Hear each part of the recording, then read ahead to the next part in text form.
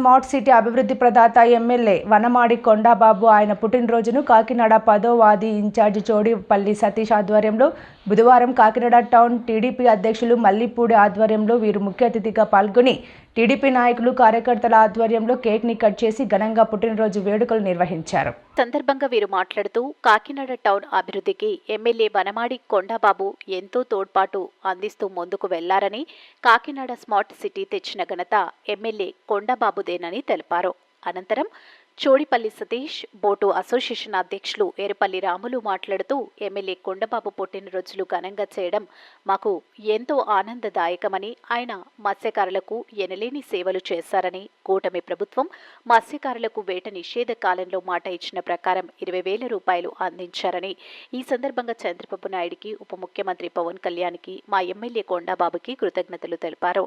అదేవిధంగా కాకినాడ నగరాన్ని ఎంతో అభివృద్ధి చేస్తున్న ఘనత ఎమ్మెల్యే కొండాబాబుదేనని, స్మార్ట్ సిటీ తెచ్చిన ఘనత ఆయనకే చెందుతుందని కొనియాడారు. ఈ కార్యక్రమంలో రాజన్న, సూరాల సత్యం, కొయ్య తాతారావు, వానపల్లి రాజయ్య, మోస అప్పన్న, మల్లె నూకరాజు, సూరాడ దానయ్య, మల్లె దయ్యచ్చు, ఉడైపల్లి కొండమ్మ, సంఘాని కోయమ్మ, వానపల్లి సంతోష్, సత్యబాబు, తాతయ్య, చిన్న, ధనరాజు, ప్రసాద్, కె మహేష్ తదితరులు పాల్గొన్నారు. నమస్కారం అండి.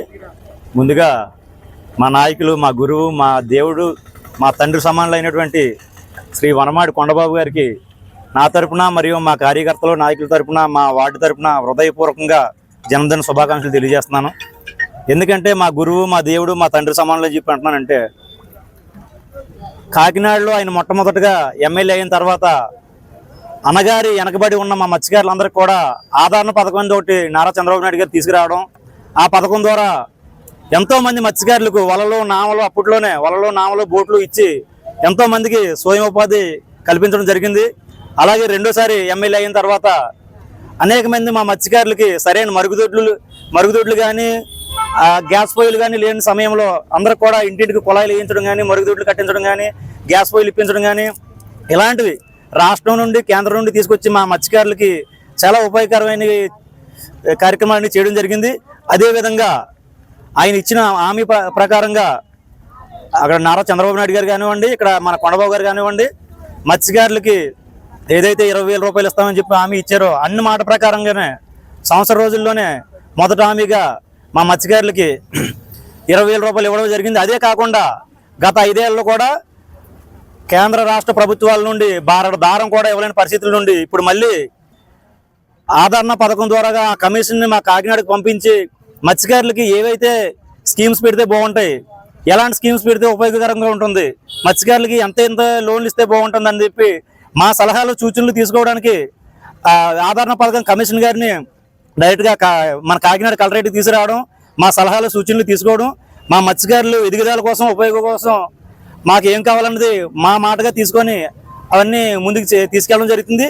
అదేవిధంగా రాబోయే రోజుల్లో మన కోనసీమ జిల్లా మత్స్యకారులకు ఏదైతే సమురు సంస్థల నుండి, రిలయన్స్, ఓఎన్జీసీ నుండి ఏదైతే ఏడాదికి నెలకి ఇంత అని చెప్పి ఇస్తున్నారో మత్స్య సంపద పోతున్న కారణంగా, అదేవిధంగా మా కాకినాడ జిల్లాకు కూడా తీసుకురావడానికి మా కాకినాడ జిల్లాలో ఉన్న 7 ఎమ్మెల్యేలు కూడా కలుపుకొని మా ఎమ్మెల్యే గారు చాలా కృషి చేస్తున్నారు.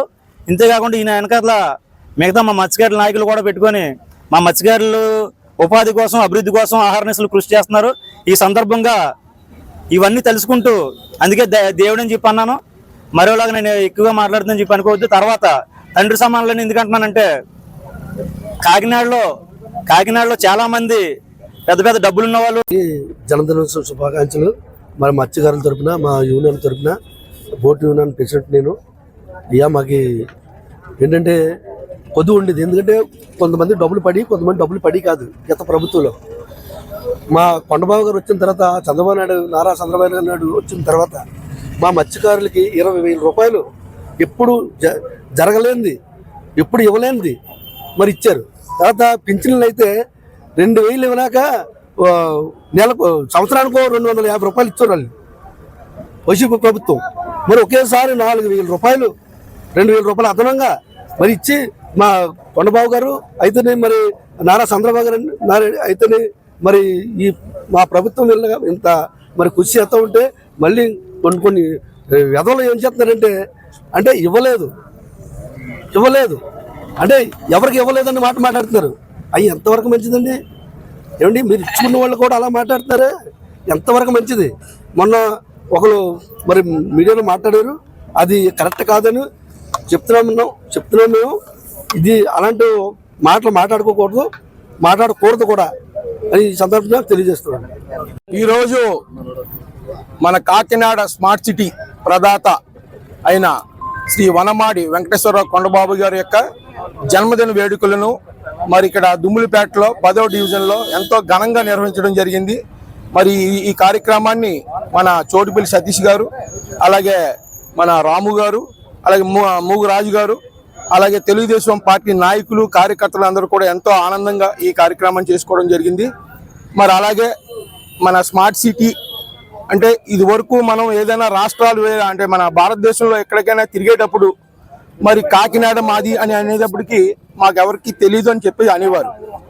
మరి అలాగే వైజాగ్ తెలుసు, విజయవాడ తెలుసు అనేవారు. కానీ మరి ఈరోజు స్మార్ట్ సిటీ వచ్చిన తర్వాత భారతదేశంలో ఎక్కడికి వెళ్ళినా కూడా కాకినాడ అనగానే గుర్తుపెట్టే పరిస్థితి తీసుకొచ్చారు. ఇటువంటి యొక్క అవకాశాన్ని మరి ఎంత గొప్ప స్మార్ట్ సిటీని తీసుకొచ్చి మరి కాకినాడ ఇంత అభివృద్ధి చేసిన వనమాడి వెంకటేశ్వర కొండబాబు గారికి తెలుగుదేశం పార్టీ తరపున, కార్యకర్తల తరపున, నాయకుల తరపున కృతజ్ఞతలు తెలియజేసుకుంటూ మరి అలాగే ఆ భగవంతుడు మరి ఆయనకి ఆయురారోగ్యాలు ఇచ్చి మరి యొక్క కుటుంబాన్ని వారిని కూడా మరి ఆశీర్వదించాలని చెప్పి కోరుకుంటూ మరి ఈ అవకాశం ఇచ్చిన పెద్దలందరికీ కూడా ధన్యవాదాలు.